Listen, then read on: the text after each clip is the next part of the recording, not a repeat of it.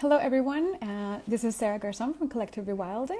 Welcome, everyone, to our IG Live, or second series on plant intelligence.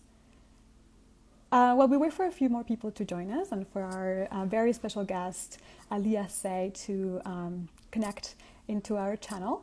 I just wanted to reiterate that these two series on plant intelligence were thought out as a complement to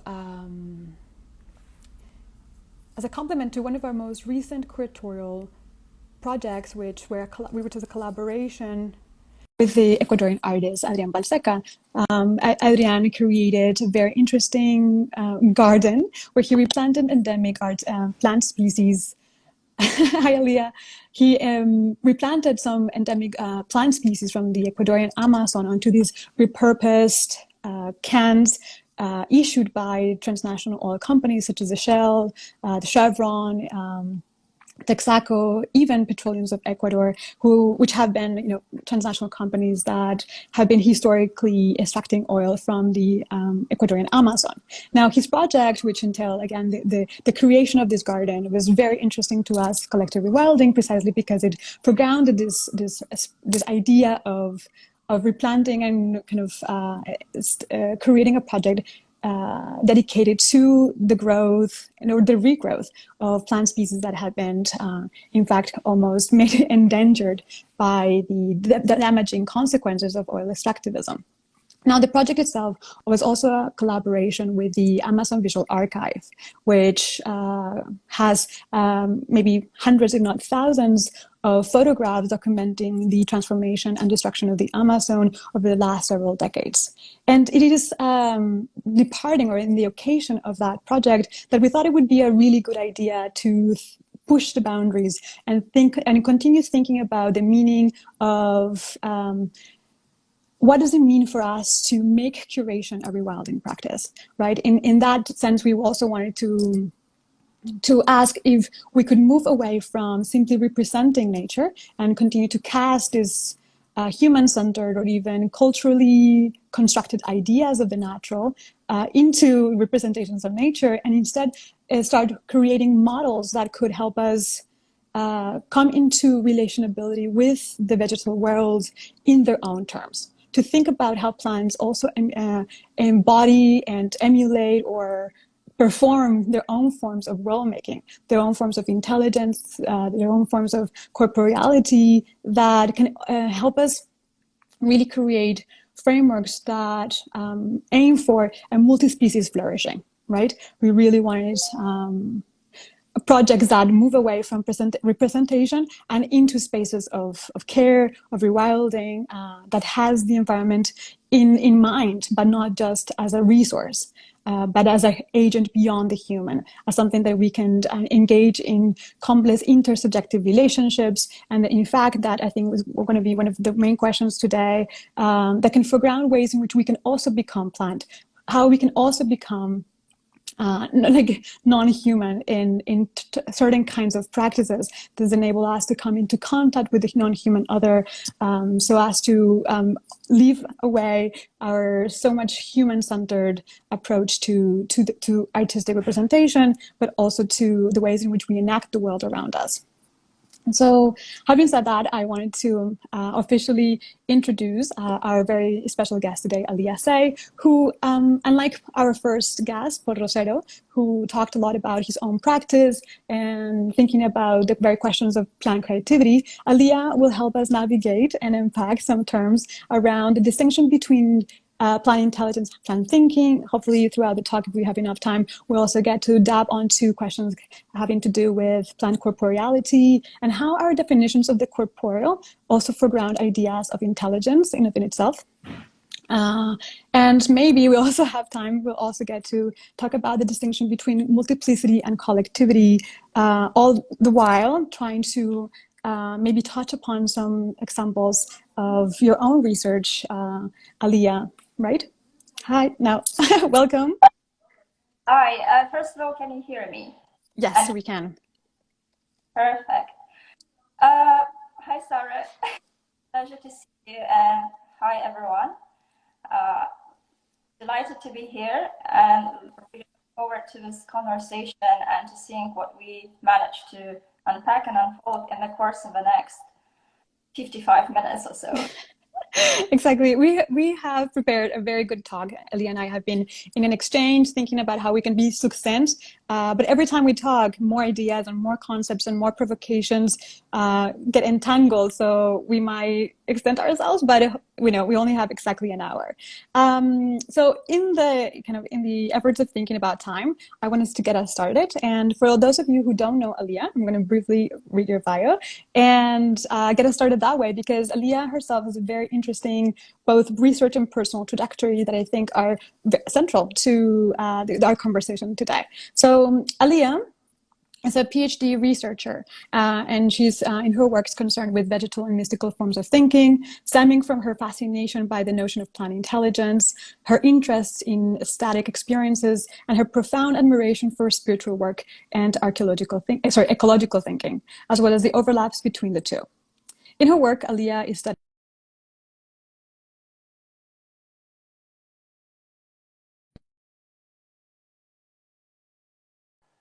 Do you hear me? Did you lose me? Okay. Her other interests include art in the age of the Anthropocene, the present and future forms of human and more than human intelligence, and the wider effects of planetary ecology, critical plant studies, green capitalism, and sustainable finance. She is doing her PhD at Aarhus University in Denmark under the supervision of Professor Jacob Wamberg and Professor Michael Marder. So Aliya, just to get us started, and I have to say this is an amazing biography, I just wanted you to tell us a little bit more about how you came into the topic of plant intelligence and how that relates to issues having to do with mysticism and the spiritual that are so central to your own interests. Yeah, so as you know, your introduction has already hinted, my project is very interdisciplinary. So I'm going to try and take you through the interdisciplinarity and for basically explaining three main pillars on which my research rests. Okay. Briefly, your first point, how I did get into it, it was this serendipitous encounter and of me attending the lecture by Stefano Mancuso back a few years. And I'm sure a lot of people who have joined are aware of Stefano Mancuso and his work around plant intelligence. So that sort of just within the next 30 minutes gave me an idea of what I wanted to devote the next few years of my life to. Okay. So the question of pillars and interdisciplinarity. I'm doing my research at the art history department in Aarhus. So it's that kind of gives me very nice, cozy home. Although, quite frankly, I think I could almost do my PhD in any department because of the way. That's true. The first primary pillar is, of course, plants. It's wonderful beings which fascinate me, and it's as you also mentioned, it's the notion of plant intelligence and plant thinking, which I'm interested in. And as probably many of you realize, plants have been sort of this forgotten child of Western philosophy and history of thought for the past 2,000 years. And it's only a recent development that some new and exciting work has been arising and prompted to a great extent by new research in and around plant intelligence. So the new field in philosophy, which I'm very much invested into, is critical plant studies. And one of the opponents, Michael Marder, who happens to be my supervisor. Yes, I'm so excited about that. We'll talk a little bit about that in a little bit, but I just recently saw a talk by Michael Marder and he was fascinating. But I'm sorry, go on. He definitely is. So and back to, I suppose, the second pillar, and my second primary interest is spirituality and mysticism, and more specifically, ecstatic experiences. So it's this very special, unique out-of-body experience which help us realign our vision of the universe and our vision, our place in it. So from neuroscientific perspective, the way you could think about those experiences is that usually our thoughts in the mind, they don't like to go in new directions, and they always take, or not always, but they prefer to take the route that they know, and that's called the default mode network. So they try this speed highway. So what happens during ecstatic sublime experiences is that this default mode network, this highway, it completely gets destroyed. Okay. And out of it with a potential for new kind of pathways and new kind of highways to be constructed.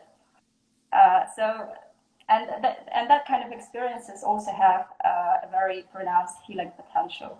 And then thirdly, of course, well, actually, before I move to the third pillar, I guess I'm just going to say right away that this crazy hypothesis that I put forward in my research is that the way we can approach the notion of plant thinking and the way we can approach vegetal mode of existence is through this sublime, ecstatic, mystical experience.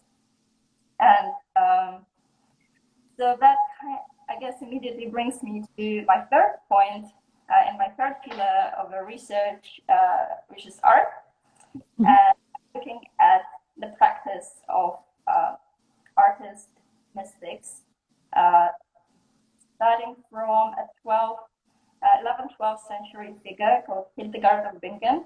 She's absolutely incredible woman. And I don't know, actually, maybe you want to show an image straight away, Sarah. Yes, I can. Should it be the first image you sent me? No, the number 13. Oh, the last one, okay.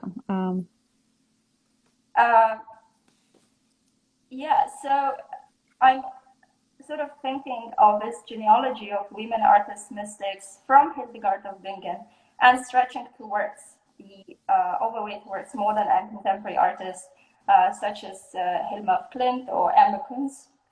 And I'm more specifically looking at Hilma of Klint at the moment. So if we do have time at some point during our talk, perhaps I could show you some examples of her work.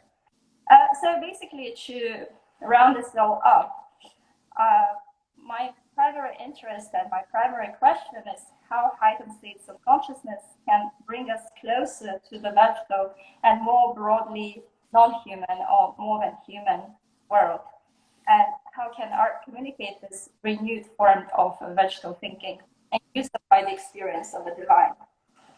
And finally, what can we learn from art and artists whose both life journey and artistic journey is profoundly informed by their spiritual practice, but also by the healing and mystical practices involving plants. Yeah, that's amazing. And I feel like there's such an interesting overlap of terms that this is why it's so useful to have a session where we can unpack some of these terms, because you started with talking about neuroscience and how the fields of science, of course, have been in recent decades very interested in the questions of plant intelligence and thinking. But there's also the question of the spiritual and the transcendental and out of this world or out of bodily experiences, and how plants can also help us establish those relationships. And they seem to be in a contradiction of terms precisely because science has historically, or the rhetoric and the discourse around science has continuously made an effort to distinguish itself and separate itself from the spiritual world as being the things that is objective versus that which is mystical and cannot be empirically verified, right? Or that is not confined to the scientific method. And so I feel that that's an interesting thing that you and I will run into further on in this conversation. But I just wanted to put it out there because as you flesh out your own research, these terms seem to be quite related to each other and not the usual where we see a distinction between the modern and the scientific versus and in opposition to that of the spiritual, the even the feminine, right? I suppose that's the freedom that I have doing my research in the humanities department opposed to, some of the so-called hardcore scientific departments. But definitely that gives me some privileged ways of opening the research towards some of the more, towards those more mystical paths, which, even being in the art history department sort of does not guarantee that would be a possibility, because as you read one of my draft papers in which I discussed the work of Hilma Klint, and one of the kind of main arguments around her, or sort of this sticky points around her work, is that, well, can we consider her as an artist? And it's this notion that for some people, her practice is sort of tainted by this notion of by the fact that spiritualism primarily, and her practice is relevant more in the context of the theosophy and the anthroposophy that she was very much interested in, as opposed to seeing her as this work of modernist abstraction. Absolutely true. Yeah, that's amazing. And you say like there is disciplinary boundaries, like even though your research attempts to be cross, very defined disciplinary boundaries, it is, like you said, very difficult to advance these claims without raising a lot of eyebrows. And nevertheless, I do think that newer approaches to anthropology, especially, I don't know, I can only speak about Latin American scholarship, but everything that has to do with like the ontological turn in terms of science and technology studies and anthropology, with studies like Arturo Escobar and Ronaldo Vasquez and a few others, even Eduardo Kohn, who talked about anthropology beyond the human. These are studies that have actually, I think, opened the door for the possibility of thinking and really challenging some of these kind of, I want to call them something, Western modern scientific frameworks, and into other realms of knowing and knowledge production, which is what we are so eager to know. In fact, there's the very grounding of a question of thinking of curatorial practices that establishes relationship with the non-human, or that aims for frameworks of multi-species flourishing, has to drastically transform its modes of questioning and what it considers to be legitimate knowledge or forms of knowing. So I feel like this is the time to be asking these questions and to really be crossing some of those disciplinary boundaries that we have been so limiting in the past. Yeah, absolutely. And as you mentioned, at the core and at the heart of modernist project is this fixation, human fixation on subjectivity, consciousness, and rationality.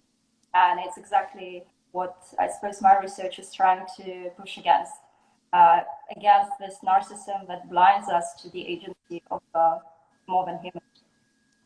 Absolutely. That's I think a great segue for us to then really start tackling some of these questions. And I was wondering if you could help us by fleshing out this distinction between plant intelligence and plant thinking, two terms that seem quite related, but actually are signaling slightly different connotations.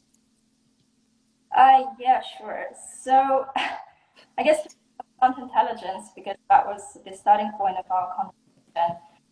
So probably a lot of know what plant intelligence entails, and as I mentioned, there's been an amount of research in the past decade, which, to put it like very briefly, showcases that plants are extremely sophisticated and complex beings. They are actually. Do you want to switch the image back to your face so I can? Oh yeah, let me try to do that.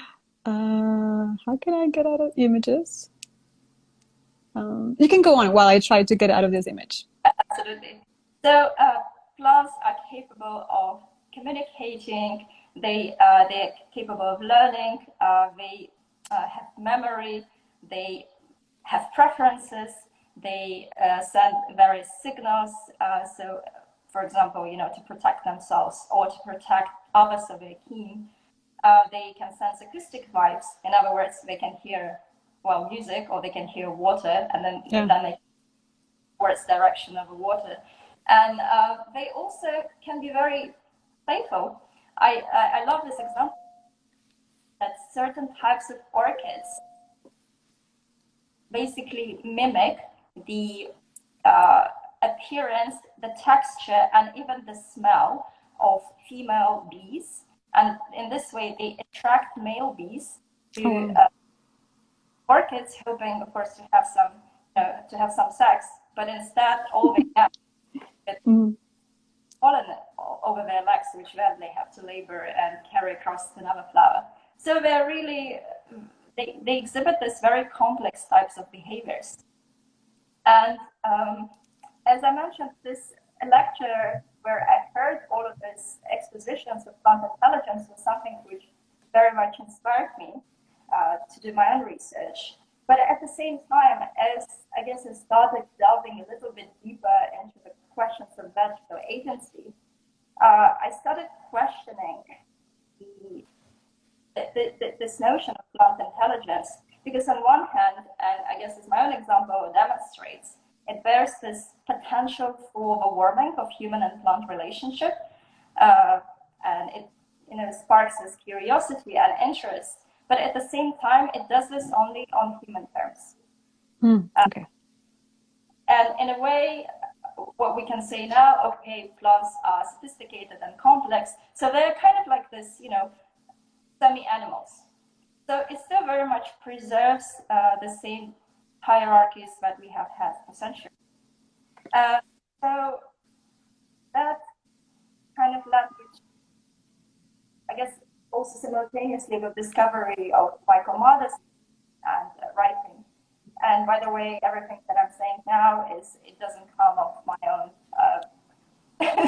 my own great mind, but very much inspired by Michael Marder, Jeffrey Niven, Sara Garzon, and some of the other philosophers that I'm reading. So, plant thinking then is, as opposed to plant intelligence, is this notion and a conception which allows us to try and think of plants on their own terms, and asking how can we approach the logic of vegetal existence, and how can we kind of try and think through the vegetal being but on their own. And then ultimately, how can we search for reverberations of vegetal thoughts also in us, in humans? So what is then plant thinking? So it is a vegetal thought, which is a mode of thinking proper to plants. And of course, this is a very speculative term. We can discuss plant thinking, but as I believe Thomas Major said back in the 70s, you cannot imagine being a bat, and neither can you imagine being a plant. So all of this is a very kind of speculative thinking, although I don't believe it is metaphorical. So what is so special about plant thinking and the vegetal forms of thought and existence is that they basically deconstruct many of those dichotomies which define the traditional humanist and traditional anthropocentric worldviews. And how do they do this? Well, I'll try to, it's a kind of a topic for hours of discussion, but I'll try to expose some of its components. So basically, they showcase through their material and body leaving is that there is no separation in soul and body, between mind and matter, between self and the other, between even life and death. Okay. We could refer here to Aristotle, who proposed that he came up with this notion of tripartite soul, which basically means that he proposed that there is a vegetable soul, the animal soul, and the rational soul, where of course the latter one is something which humans are, which is inherent to humans. And the vegetable soul is something which all kinds of people share in common, and it's this propensity and capacity for nourishment, growth, and reproduction. So, even if we go ahead with Aristotle, already this kind of thinking of vegetal soul as something plants possess, and already showcases that,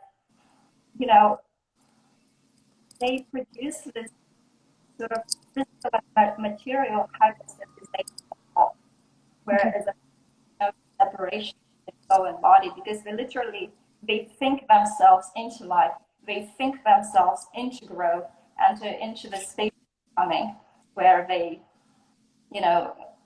metamorphose themselves, but they also transform the environment around them. So they live in this very direct, non-mediated, and fully embodied way. And I wanted to outline a couple of particular features of plant thinking, which I think might help us for the purposes of our conversation. And it's basically three properties of vegetal thought. So one, and their existence is, number one is that they are non-organismic being. Number two is that they're collective being. Mm-hmm. And number three is that they're dispersed being. Okay. Very briefly, what those two. So the fact that they are non-organismic means that the plant is not one. It's not this, one organism. Rather, it's ontologically multiple. And importantly, they do not have organs. As Marder noticed that they shed their parts indiscriminately and constantly. So they send off these offshoots. Some parts of the body decay and die. Other parts continue growing. So they constantly live through this kind of atemporal and asynchronous cycle of life and death. Mm-hmm. Because they don't have this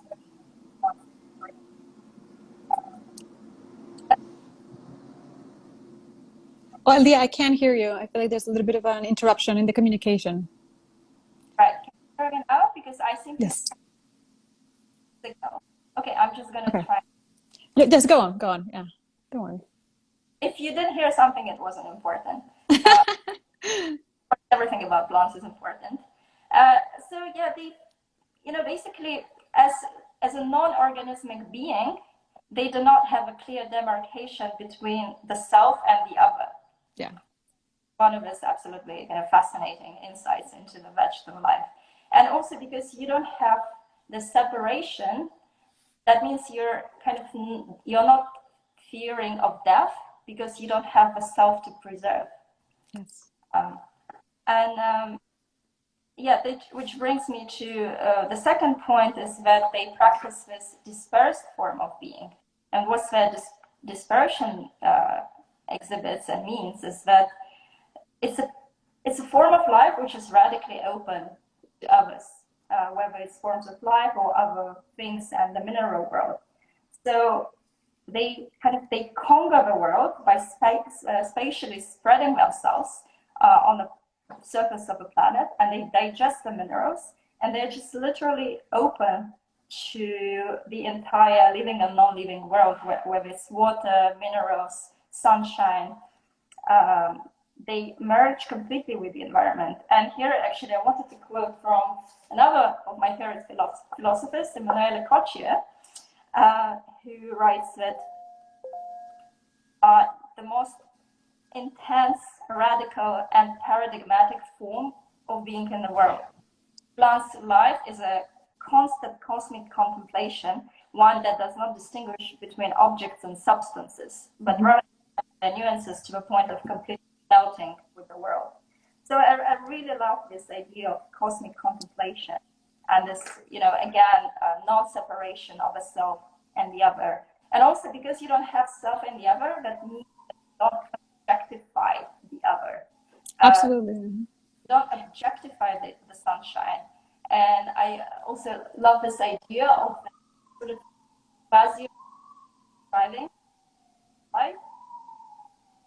And it's not, they don't have the subject-object separation, which has stained our thought ever since René Descartes at the very least.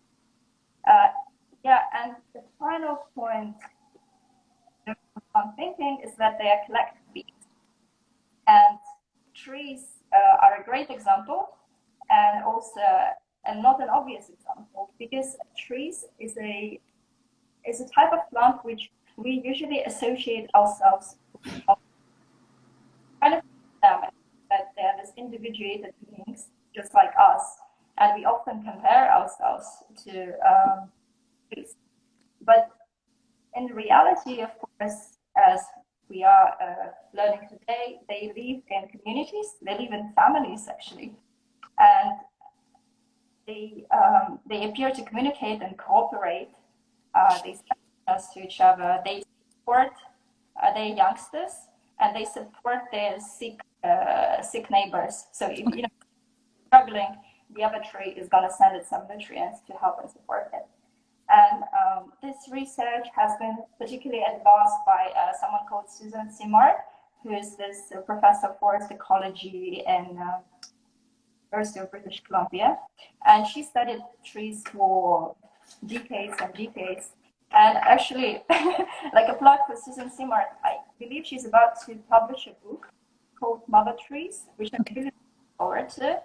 And it's this concept of mother trees, which she actually suggested. So, you know, if we think of the trees as a network, as this family, as I mentioned, there would be some trees which support other trees. So they're sort of like hubs. And if you think of these of a network of interconnections, there are those hubs which have more connections than any other tree. And therefore, they have this very important ecological role to play because they support other trees in this forest community. So yeah, I'm looking forward to this book where she explores this very caring mother trees in more detail. Yeah, but I think that's basically what I wanted to mention. That's amazing.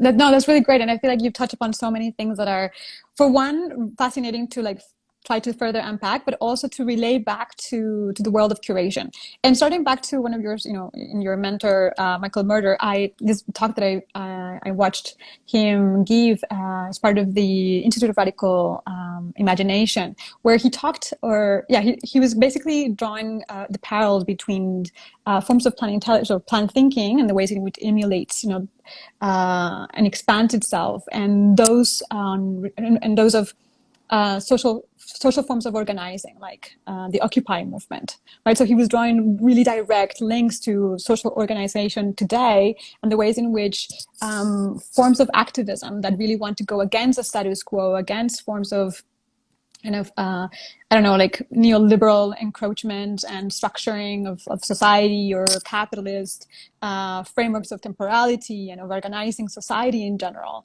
People have been, in essence, already emulating the world of the vegetal world to foreground ways in which they can contest that kind of free market logic or that kind of like Enlightenment ideas about what society should be and do and how it should serve the greater good.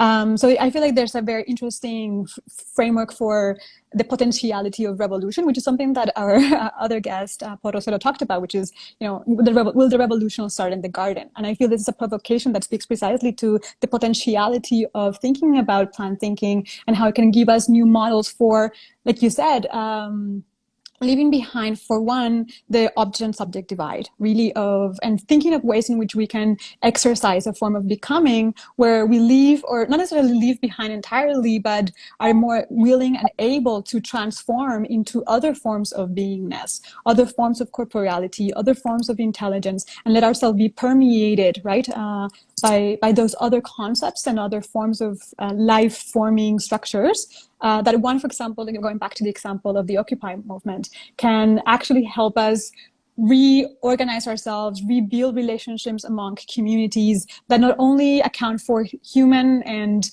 the problematic idea of the human, right? Everything that it leaves behind, or everyone that it leaves behind, but more importantly, that it helps us also coming to new definitions of the world that are very much attuned to those agents beyond the human, right? And really, really aiming towards forms of re-existence, what Ronaldo Vasquez called re-existence, right? Modes of being in the world that are more earthliness, right? A return to the soil, because the modern colonial world system in which we are currently living in not only foregrounds the way that we can, the fact that we can only inhabit one world or one dimension or one form of or experience of the real, but and that limits us to actually see ourselves as being able to inhabit a multiplicity of realities, a multiplicity of worlds around us. So I do think that it's such a provocative and so concise the ways in which you have described some of these pillars of planet intelligence and planet thinking. They're so real. They're so, in terms, like, they feel material in a way that we can actually really think of them as frameworks and models to be better at challenging the continuous divide between us and other, let's use that, right? That it's so limiting to our imagination. Yeah, actually, I Michael Marder live back in the times when we still had live talks, and it is a fascinating way of thinking about the political movements, and definitely, those kind of features of plant thinking which I described, the dispersed way of living and the collective form of being, it sort of lends itself naturally to this practice of political conviviality, and to this practice open to other forms of agency and the recognition of the agency of whether it's natural processes or objects or other kinds of. I would kind of perhaps pause here for a sort of word of caution when it comes to learning from a vegetal world. Something I have entertained again some time ago at the start of my PhD is I started writing a draft of a paper on what's called vegetal capitalism, and which is proposing that the vegetal forms of intelligence, they're so kind of well on over these billions, or precisely 4 billion of years of existence on this planet, and they are so kind of advanced that, of course, we are learning from this form of intelligence, but we are learning from them potentially not only for this, liberatory ways which you mentioned in forms of political movement, but arguably also late stage of capitalism combined with the explosion of digital technology suddenly starts resembling those forms of vegetal dispersion. And I'm not going to go too far into this argument, but I think it's just kind of important to keep in mind there's potentially subversive elements of vegetal forms of existence, which also brings to mind the fact that, thinking of colonization, like plants have colonized this planet, like totally. So if you think about the total weight of plants, the biomass of plants comprises something around 98 to 99% of the total biomass of this planet. So they're so kind of extremely efficient in this mode that they have managed to basically completely colonize the planet Earth. So no, that's a really good point, and I feel like you're absolutely right. These things can go both ways, and I feel like without idealizing plants and the vegetal world as this, the answer to all of our political problems or epistemic problems, right? Epistemic limitations.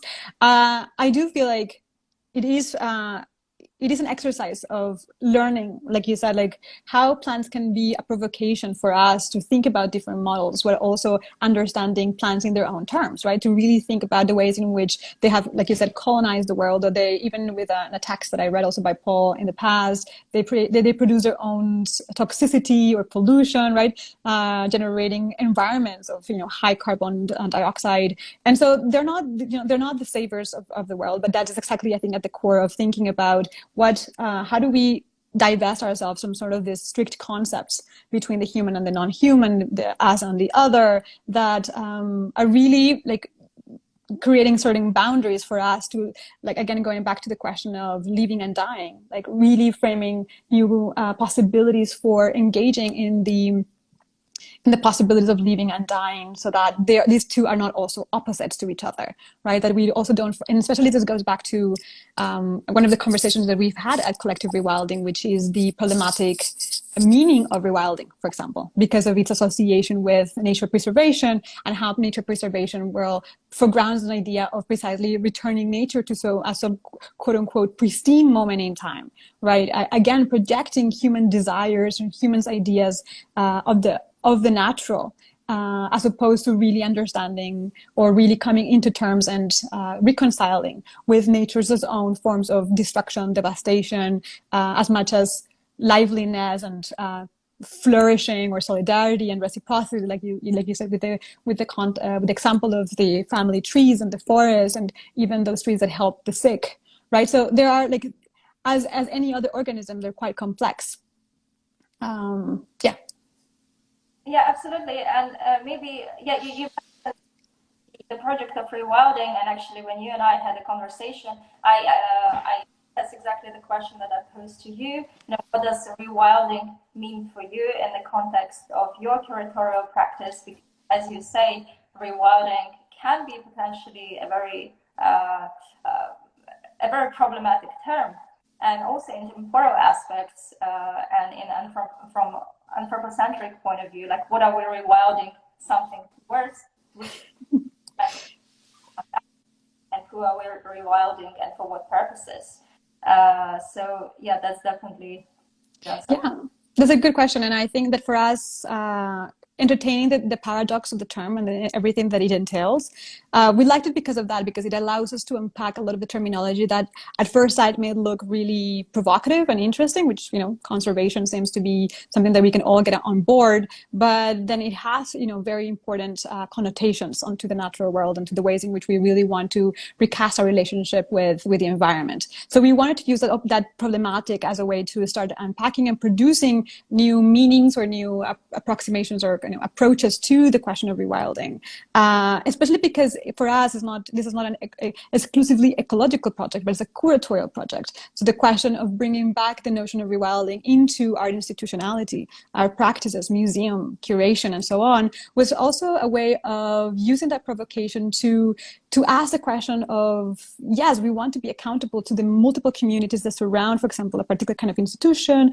or when you do a curatorial project, who comes, who accesses, who gets to partake on and benefit from art. But we also wanted to say, okay, how can we make these institutions also accountable to the non-human environment around them? So that was one question in which rewilding came in as a provocation in the context of institutionality or art institutions.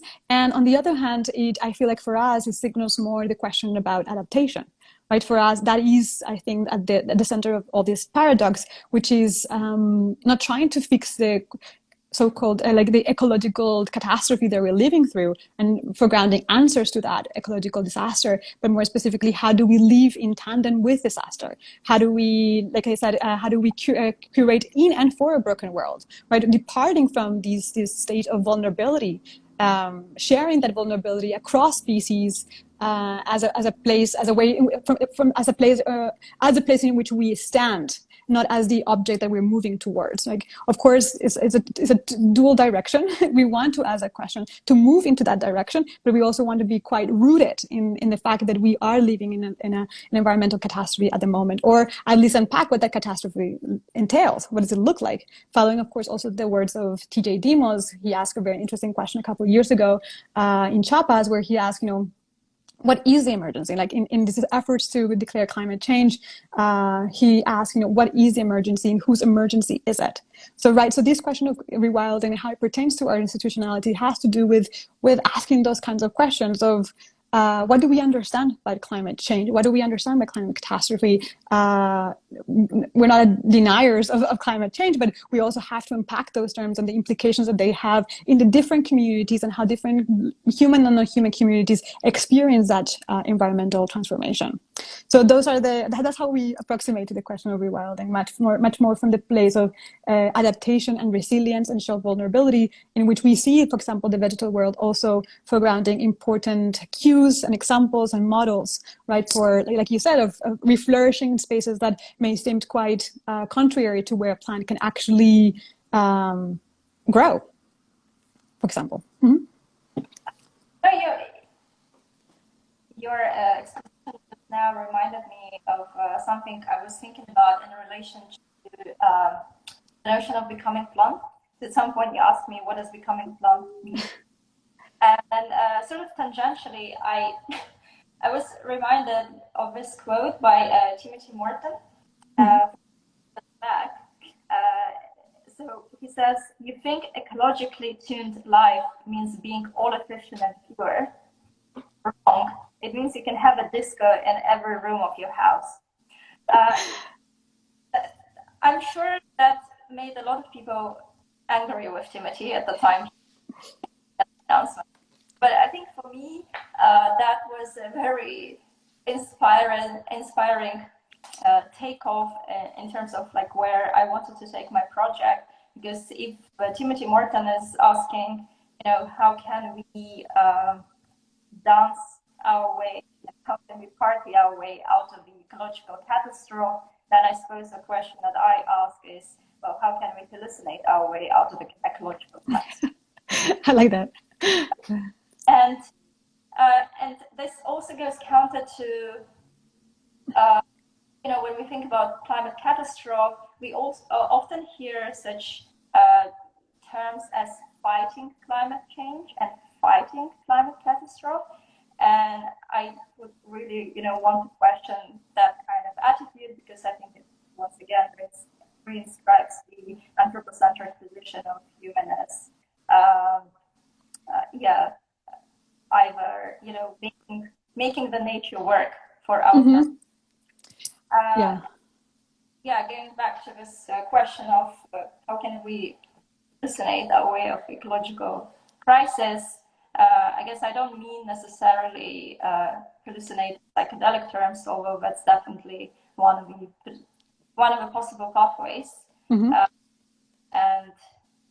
Actually, on this particular topic, I'm not sure if you have seen the research around the ingestions of plant entheogens and the fact that it basically showcases that it kind of offers people an alternative view of reality in which they shed the limitations of individual consciousness and embrace a sense of interconnectedness and universality, which again very much speaks to those notions of plant thinking that we discussed at the start of or early in this conversation.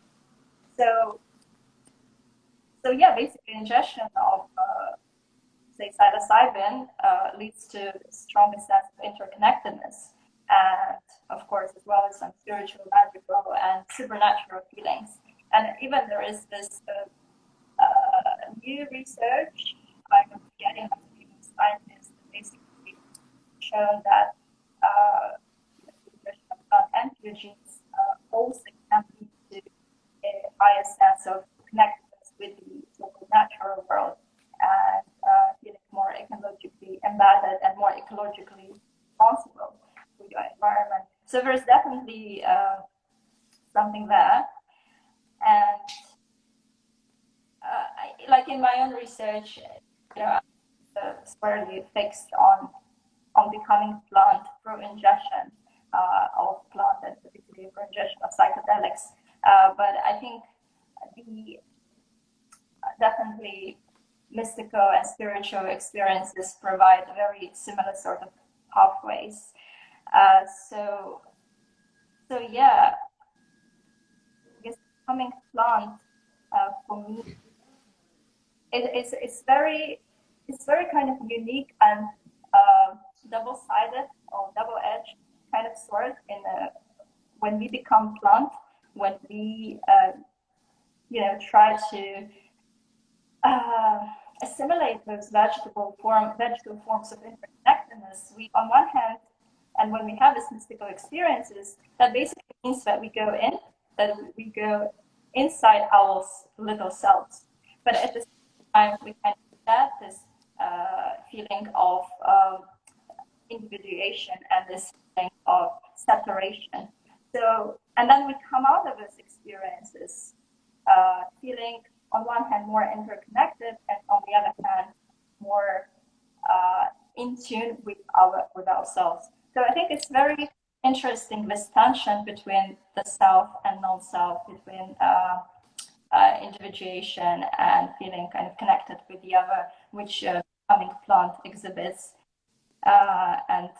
Absolutely, and I feel like I think what you're hinting at, I think maybe this is where the term multiplicity can actually be really enticing for thinking about how this relationship with the plants through kind of hallucinations and other kind of states of mind or being can help us connect not to our interiority as enlightenment ideas of the subject self, but to our multiplicity, right? To the many cells and organisms that already make up the human body and those around us that are also multiple and constantly entangling and fusing among themselves to constantly transform and change bodily or corporeal form, right? Because one of the things that I think is really at the heart of plant intelligence or thinking is the ways in which they maybe we can talk about the bodilies or the body without organs about the Guattari and about the body without organs and think about how ways of corporeality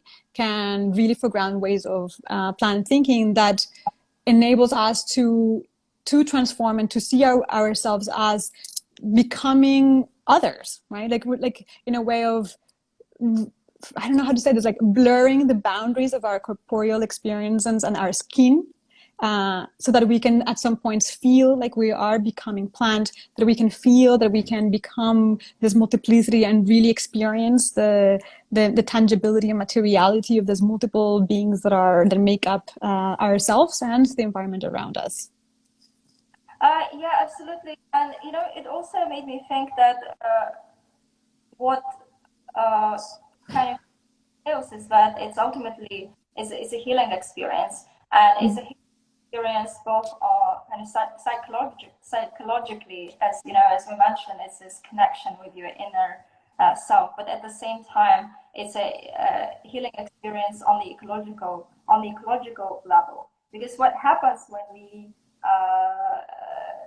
sort of stick to this notion of a separation of body and mind, which translates into the separation of our body and of ourselves from the environment, is we basically stop feeding into the world.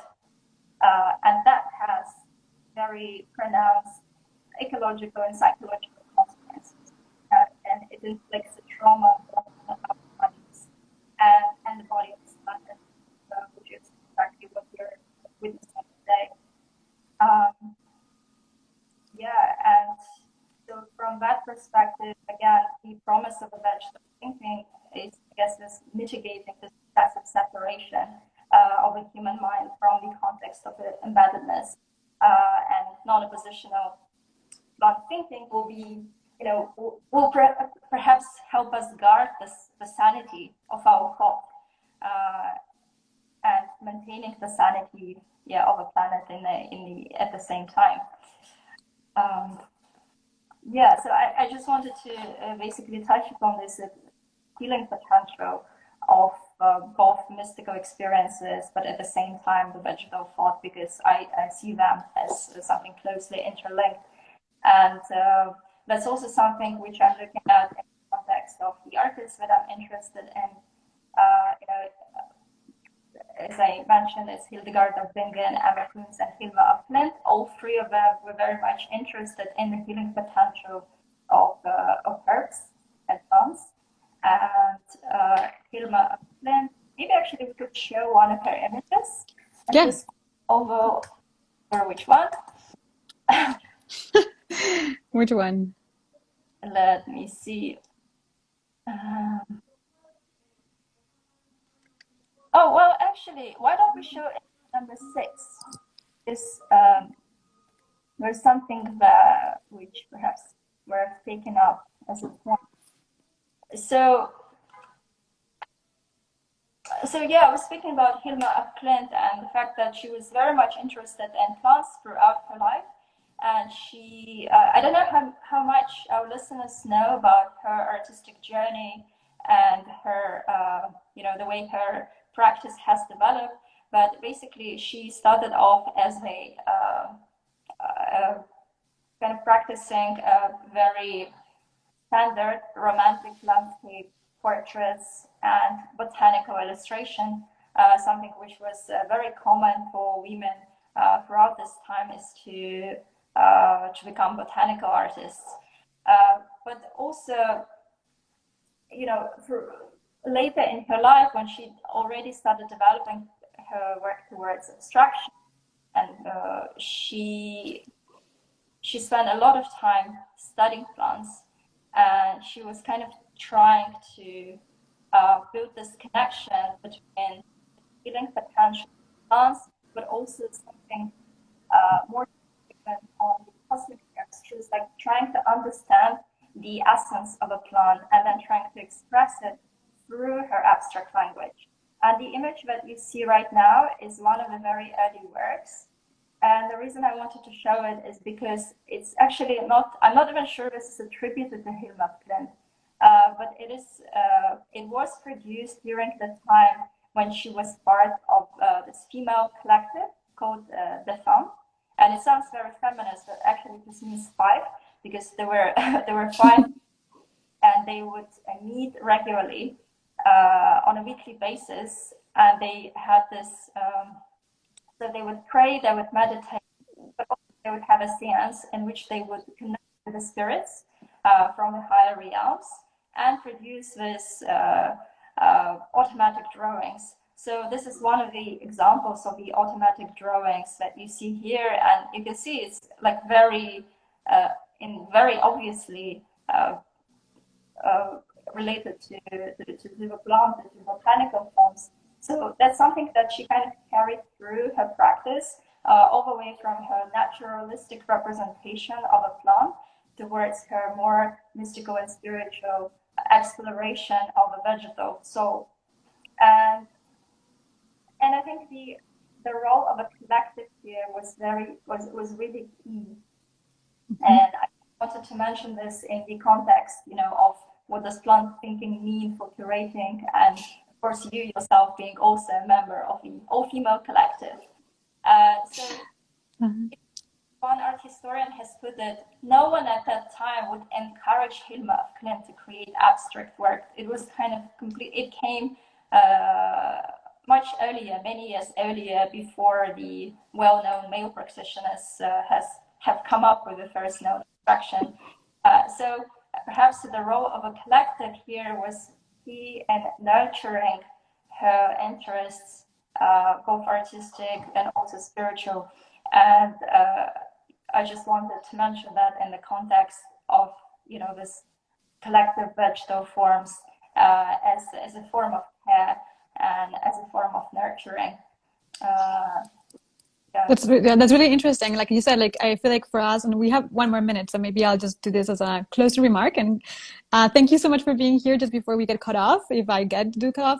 But I just wanted to say that, yes, it's very provocative for us to think of the ways in which we can come together, like collective rewilding. And if you see our description in Instagram, we call ourselves a female multitude, hinting precisely at the distinction between collectivity and multiplicity. Really thinking of, yes, how can we engage the world as a multiple, right? Of thinking of the many organisms that already make the human subject and the world around us, but also how can we work together collectively? And so knowing that there are important precedents, artistic precedents of women artists and women practitioners in the past, who have turned their gaze towards the vegetal world and their practice for becoming other and becoming plant and becoming, just like you said, of really challenging the mind and body divide or the subject and object divide. I feel like it's very inspiring for many of us practitioners, including yourself, who has developed your practice around this topic. And just as a closing remark, the idea of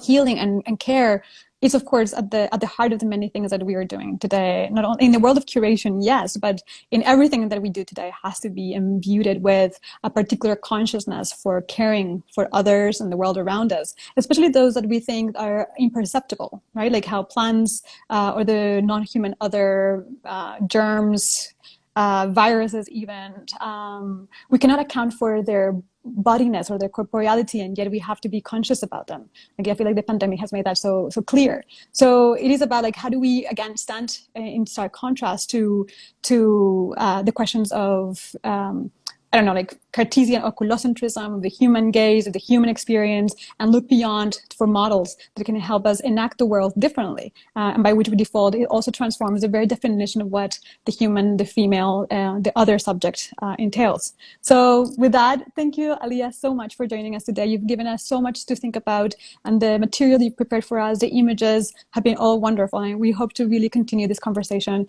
in the near future. Absolutely. Thank you, Sarah. And I suppose as a closing remark, well, be more blunt and practice more care. And at the pro aspect of care, because we really have to balance between fighting the ecological disaster, which obviously is a very urgent task, but at the same time, how can care be something which allows us to live and to think and to practice these vegetal forms of existence in a much more subdued,